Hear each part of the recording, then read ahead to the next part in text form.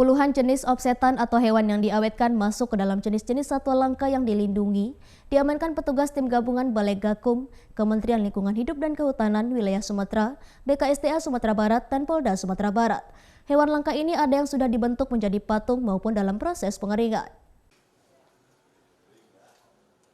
Petugas tim gabungan Balai Gakum KLHK menangkap seorang tersangka jual beli satwa langka dan dilindungi berinisial W, berusia 74 tahun, di kediamannya Jalan Adam, Kelurahan Balai-Balai, Kecamatan Padang Panjang Barat, Kota Padang Panjang, Sumatera Barat. Opsetan satwa langka yang paling banyak diamankan diantaranya potongan kulit harimau Sumatera, Panthera tigris sumatrae 46 lembar kecil, kepala rusa utuh Cervus unicolo 5 buah, dan tengkorak kepalanya 3 buah, simpai Sumatera, Presbytis nelalopos 2 ekor, serta macandahan, Neophelis nelobusa sebanyak 2 ekor. Penangkapan berawal dari operasi penertiban peredaran dan perniagaan tumbuhan dan satwa liar. Saat itu tim melakukan pemeriksaan di sebuah lokasi pengawetan atau opsetan satwa milik W, merasa curiga dengan tempat tersebut dan melakukan penggeledahan.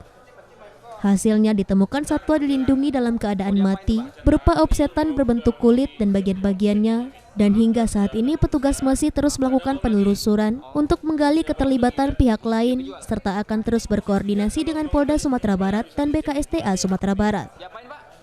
Saat ini barang bukti dititipkan dan dilakukan identifikasi jenis oleh BKSDA Sumatera. Jumlah hewan yang diamankan tak tanggung-tanggung, yakni 30 ekor satwa langka, dan turut diamankan surat izin penitipan satwa milik pelaku yang telah dicabut oleh pemerintah. Pelaku W ditetapkan sebagai tersangka dan jerat dengan pasal 21 ayat 2 huruf B dan D, junto pasal 40 ayat 2 Undang-Undang Nomor 5 Tahun 1990 tentang konservasi sumber daya alam hayati dan ekosistemnya dengan ancaman pidana penjara maksimal 5 tahun dan denda maksimal 100 juta rupiah. Kesulitannya apa Pak sehingga masih terjadi seperti ini Pak? Ya kan kesadaran masyarakat terutama, karena ada nilai ekonomiknya. Sehingga tadi ditetapkan berapa sih valuasinya. Nah ini kalau dirilis dilematis juga. Wah ternyata nilainya tinggi. Ya, ini yang juga menjadi soal. Jadi kami coba bagaimana mendorong aspek pencegahan. Seperti tadi Pak Ardi ngomongkan bahwa banyak wali negari yang concern di Sumatera Barat itu. Biasanya yang harus didorong masyarakat, kesadaran masyarakat supaya menjaga kawasannya dan juga apa yang menjadi satwa-satwa yang dihormati. Di provinsi lain gambarannya seperti apa Pak? Di provinsi ini sama.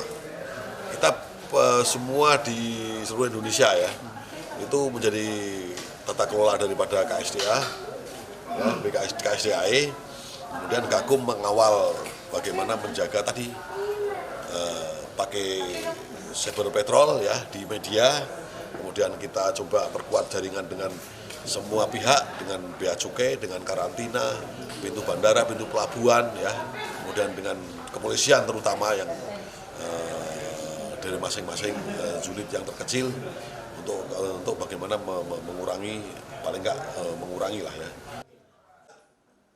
Dari Padang, Sumatera Barat, Budi Sunandar, iNews melaporkan.